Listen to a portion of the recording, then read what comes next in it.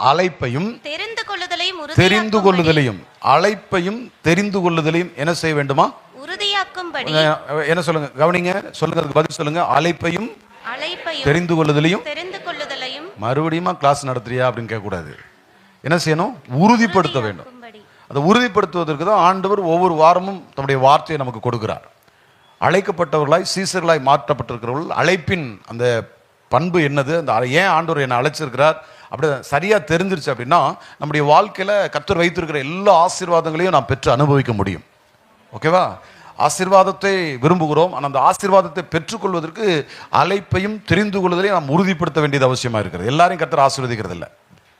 அப்படி பார்த்தோம்னு சொன்னால் உலகத்தில் இருக்கிறவங்க சொல்கிறாங்க, நாங்கள் ஆந்திரா மாநிலத்தில் இருக்கிற ஒரு பட்டணத்தை சொல்லி அங்கே போனவங்கெல்லாம் நாங்கள் ஆசீர்வதிக்கப்பட்டோன்னு தான் சொல்கிறாங்க. இல்லையா? சொல்கிறாங்களா இல்லையா? கேள்விப்பட்டிருக்கீங்களா இல்லையா?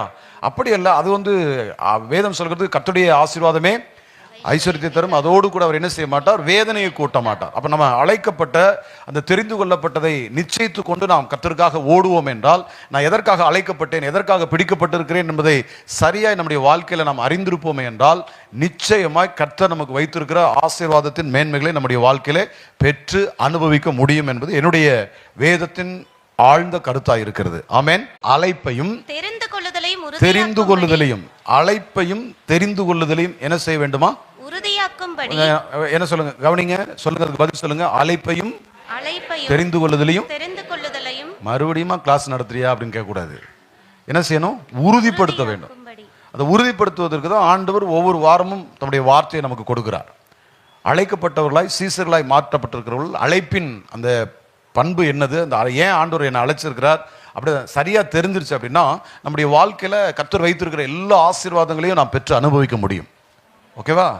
ஆசீர்வாதத்தை விரும்புகிறோம், ஆனால் அந்த ஆசீர்வாதத்தை பெற்றுக்கொள்வதற்கு அழைப்பையும் தெரிந்து கொள்வதையும் நாம் உறுதிப்படுத்த வேண்டியது அவசியமா இருக்கிறது. எல்லாரையும் கர்த்தர் ஆசீர்வதிக்கிறது இல்லை.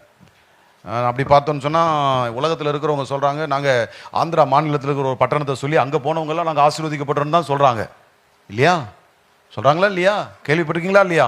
அப்படி அல்ல. அது வேதம் சொல்கிறது கர்த்தருடைய ஆசீர்வாதமே ஐஸ்வர்யத்தை தரும், அதோடு கூட அவர் என்ன செய்ய மாட்டார்? வேதனையை கூட்ட மாட்டார். அப்போ நம்ம அழைக்கப்பட்ட அந்த தெரிந்து கொள்ளப்பட்டதை நிச்சயித்து கொண்டு நாம் கர்த்தருக்காக ஓடுவோம் என்றால், நான் எதற்காக அழைக்கப்பட்டேன், எதற்காக பிடிக்கப்பட்டிருக்கிறேன் என்பதை சரியாய் நம்முடைய வாழ்க்கையில் நாம் அறிந்திருப்போமே என்றால் நிச்சயமாய் கர்த்தர் நமக்கு வைத்திருக்கிற ஆசீர்வாதத்தின் மேன்மைகளை நம்முடைய வாழ்க்கையிலே பெற்று அனுபவிக்க முடியும் என்பது என்னுடைய வேதத்தின் ஆழ்ந்த கருத்தாக இருக்கிறது. ஆமென்.